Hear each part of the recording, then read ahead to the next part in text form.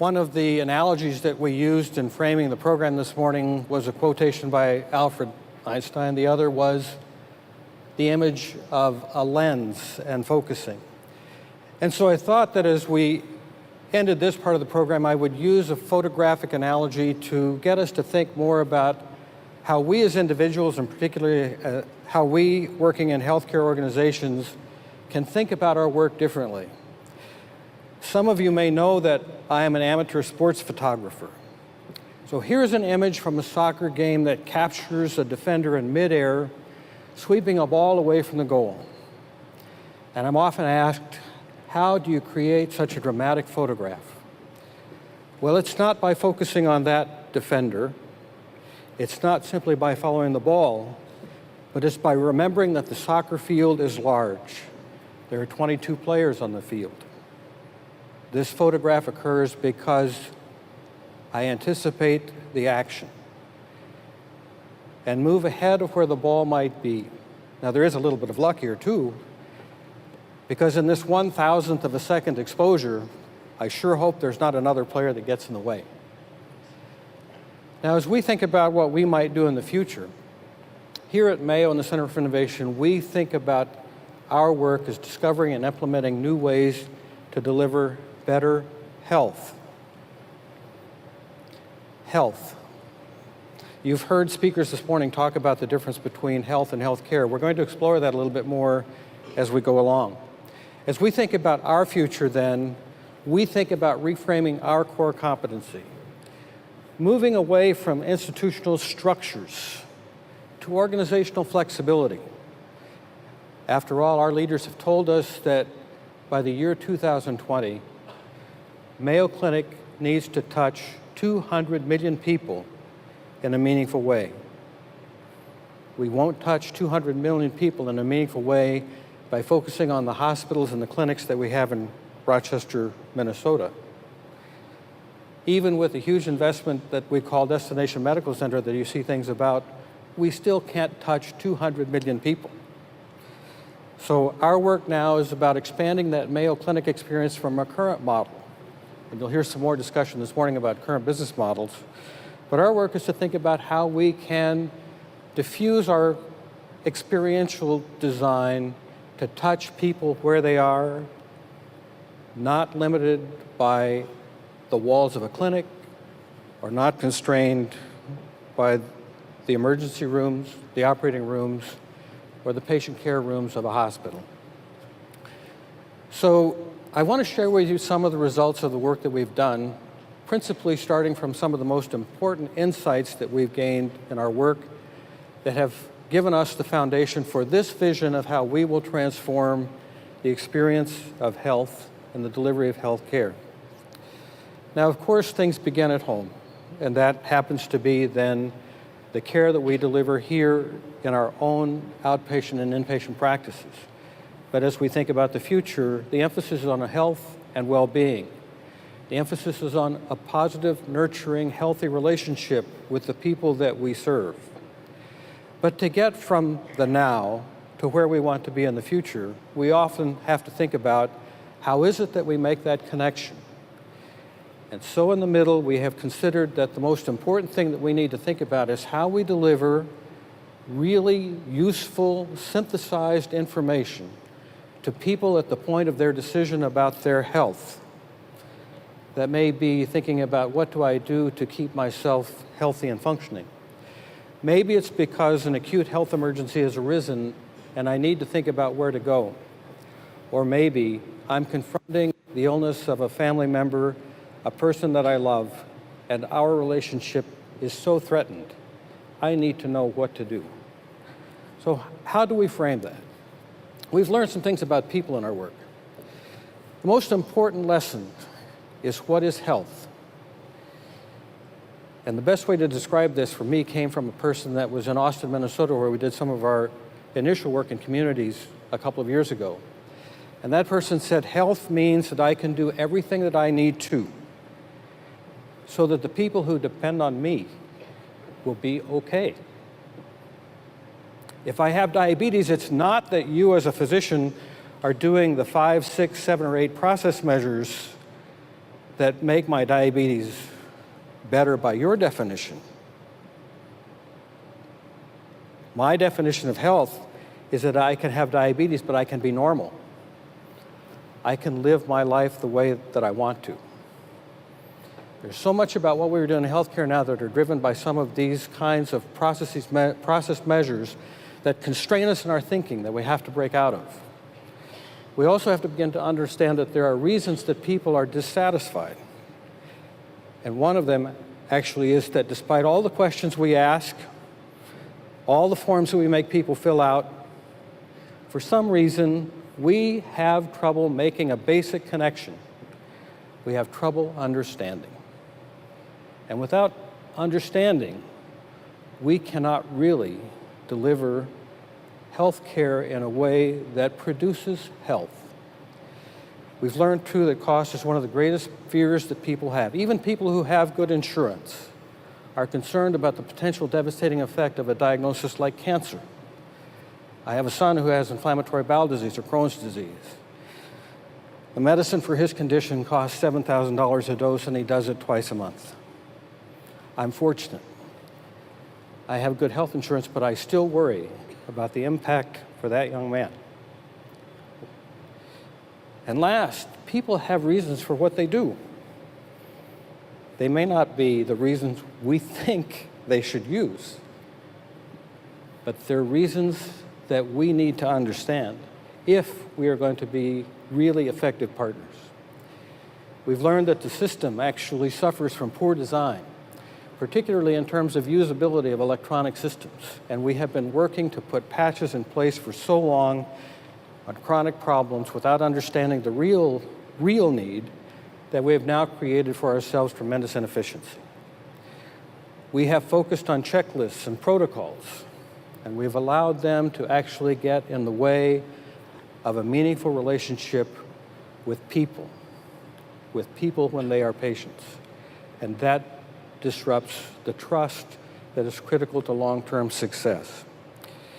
And more, we tend to give up on people when they don't do the things that we insist they do, particularly when we develop measures, again, for things like diabetes that say, you need to make sure that you do this, you need to make sure you take this medication, and your blood sugar or your hemoglobin A1C has to be at this level, and by golly, if it's not, then there's something wrong with what you are doing, not something that's wrong with what I'm doing as a physician. I need to change that focus and say, what did I not understand about the burden of illness that I imposed on this individual by saying, this is what you must do? I must change from authority to understanding. And we've learned a lot of things about clinic roles, health care.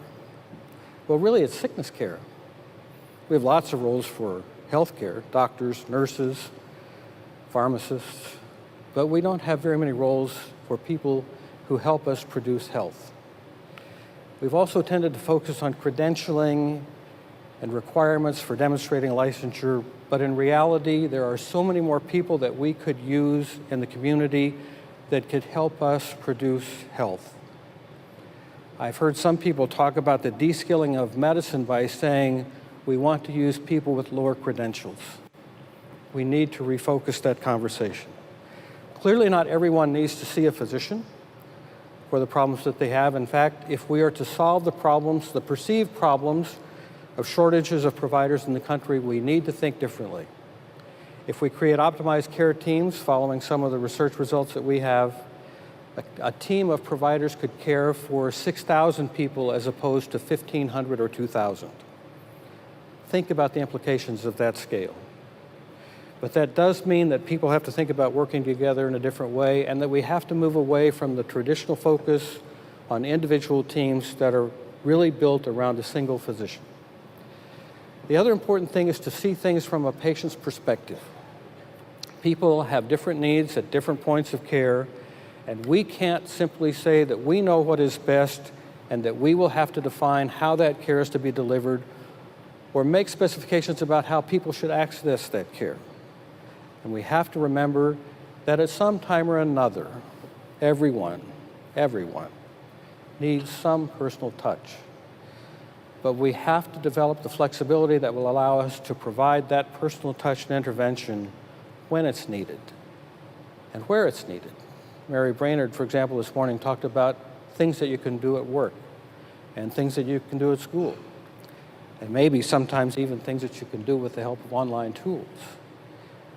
But being able to interact with people where they need us and when they need us is all about being there for them. Now, these learnings have helped us to think about how we're going to approach design to align our future vision at Mayo Clinic to be a trusted partner for the people that we serve. But I suggest to you that these principles are ones that we could apply across the country in different communities and different medical centers.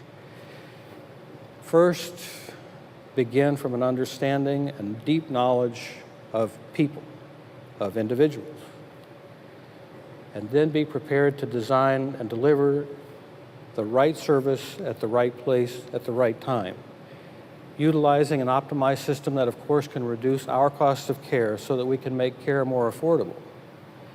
But whatever, the system needs to be created in a way that it is highly adaptable and flexible.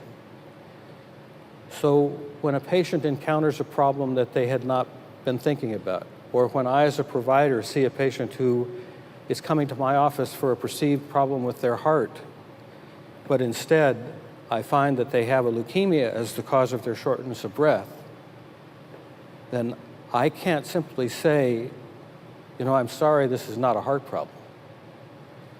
I need to be able to realize that I'm confronting a person who now has a much more serious problem, and my responsibility to them is to help them understand the gravity of the problem and get the people that we need to help get to the answers they need for their health. Now, this slide is busy, but the only point of this slide is this is a map of how some of the processes at Mayo Clinic work. Healthcare systems tend to be highly complex, and very often we tend to focus very narrowly on one part of the system and try to optimize that system. If you think about the photographic analogy that we used at the beginning of this presentation, I could spend my entire time focusing on one player, trying to get that shot. But it would never happen because I would always be behind the action. Instead, I have to think of the expanse of the soccer field. I have to move away from the camera and look with my own eyes about what's happening in front and begin to anticipate what is going to be the flow of the game in the next minute or minute and a half. Is the ball being advanced down the field fast, or is it being moved slowly? Are the defenders in position where they should be? Is a striker moving to the middle or to the side? I need to think about what's happening in the environment in healthcare. If I'm going to design systems that are truly adaptive, I need to be able to see what's happening in the community and react to that, and use that information to help me. In healthcare, we tend not to think about that environment very much. So how is it in the last few minutes of this session that we should reframe our view? Let me suggest for you some dimensions of how that reframing should occur. I mentioned earlier that we should begin by thinking about individuals. So let us not approach this with an air of authority, saying this is the way healthcare should be done, but first to understand the needs of our individual patients, the specific needs of our community. It's a little ironic that it's taken so long, but one of the requirements of the Affordable Care Act is that not-for-profit hospitals, it really should be all hospitals, need to do a community assessment to think about what they should do as a hospital that would meet the needs of the communities. This actually should be a fundamental tenet of everything we do. It should not be subject to penalties of taxation that are imposed in the Affordable Care Act, but instead should be an expectation of the community for the performance of its delivery system. As healthcare providers, we should actually take the initiative and be leaders in understanding what our communities need, and then on that basis, helping to guide the development of all kinds of solutions that will achieve the health of the community. And as Eric and others have said this morning, it is not health care, but health. One of the fundamental problems in the United States healthcare at the moment is that we are insistent on measuring almost every tiny process of care, but we are not so thoughtful about what health means. For example, we ask that 5 or 6 things be measured for diabetes, but it doesn't make any sense that by achieving a very normal blood sugar, we do that at the expense of creating a number of episodes of low blood sugar that make it impossible for somebody to work or to go to school or to take care of their family. What is the logic of that kind of a measurement system? What is the logic of measuring the mortality of a heart bypass operation when we know that 30 to 70% of people who have a heart bypass operation perform successfully and who were working before the operation do not go back to work? What is the logic of saying that we can perform a perfectly good, by measure, procedure, but result in a disruption of a person's life that is not health? People don't want to go to hospitals, they don't want to go to clinics. In fact, they spend most of their time at home. So it's time for us to think about health at home. The term healthcare home that's used in the United States now is also somewhat of an oxymoron because it describes the structure of a medical practice. So to get paid as a physician as a healthcare home, you have to meet all of these structural requirements. But what would it mean if we actually said, you know, we want you to produce health for your patients, and we don't care about how you do it in the office, by the way? Maybe that would move us to home, what really matters. We focus a lot on cost. Some of our speakers earlier this morning have talked about that. But what if we said instead, for us to achieve the best health for all of our citizens, how much should we spend? T.R. Reid last night said maybe Canada should spend a little more. Maybe the United States should spend a little less. And maybe we should. But we should also spend it in a way that's going to produce health and not specifically health care.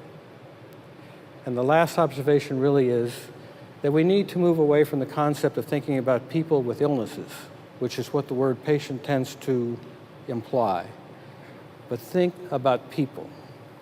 People at home, and people who want to do the things that they can do so that the people who depend on them will be okay. That's the way we're thinking about reframing our approach to health.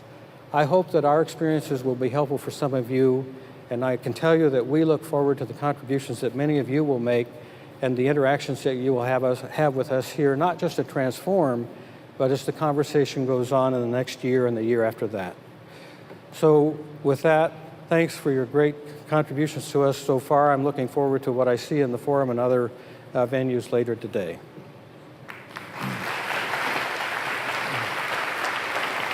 Thank you, John. Thanks, Doc. Yeah.